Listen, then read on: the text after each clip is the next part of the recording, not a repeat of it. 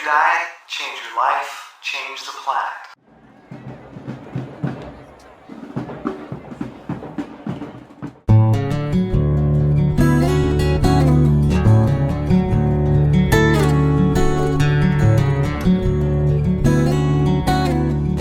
Hi, Tim Van Orden with the Running Raw Project. It's April 21st and I'm out on one of my last boot runs of the year in Woodford, Vermont. I'm on the Appalachian Trail right now, headed up Wildcat Mountain. And gorgeous day, sun is shining. It's in the low 40s right now. It's a little chilly, but it's not so bad, and I'm having a great time. And lots going on up here. And I want to share my thoughts with you today because they relate to you. In fact, they're about you. The other day I shared a video on Facebook. I didn't share it here on YouTube, but shared it with my Facebook community about my kitty, Chirpa, who's been having some serious eye issues, and it got to the point where something had to be done immediately, and I didn't have the money to do it, so I reached out to my Facebook community and asked for help, not for me, but for her.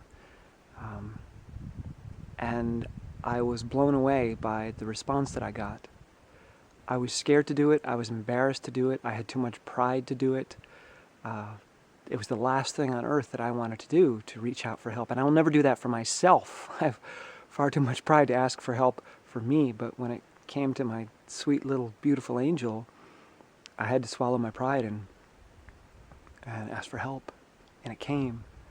And it was a beautiful experience, because people really slowed down.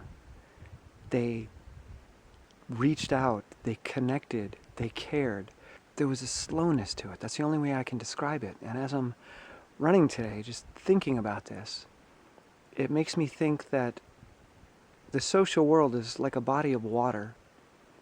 And it's transparent like water. You can see into it. And we're all in that water. That's where we live. We inhabit that water.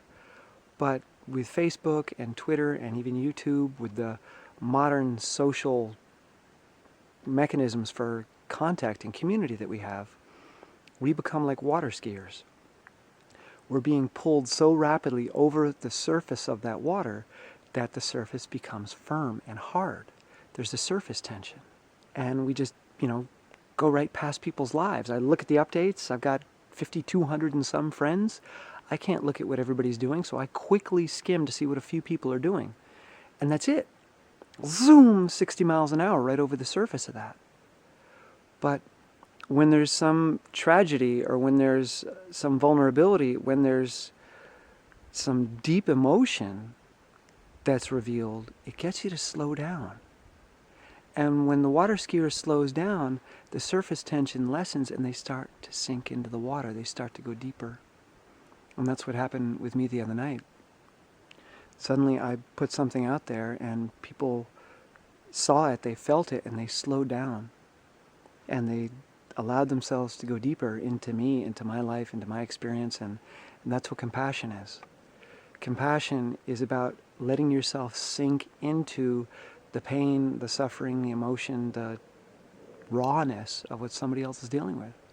Not to be on the surface looking down and gliding by and say, oh, I feel sorry for you, I wish there was something to do, oh, God, that's terrible.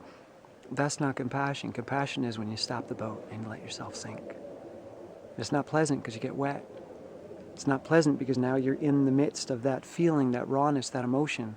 When people saw my video, it broke their hearts, and that's not why I posted it. I didn't want to hurt people or make them feel bad. I just wanted to show them that I wasn't trying to con them, that this is real, it's legitimate, and it's killing me to watch her like this.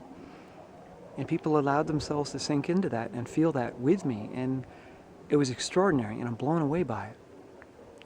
Because Facebook and Twitter and the modern world has kind of created this, this harshness among people, because they're not really sinking into the depths of the people that they know. So they make horrible comments on YouTube or Facebook or on online forums where they attack each other. Things they would never say in person. Things they would never say or do if they were in that water, if they were swimming together.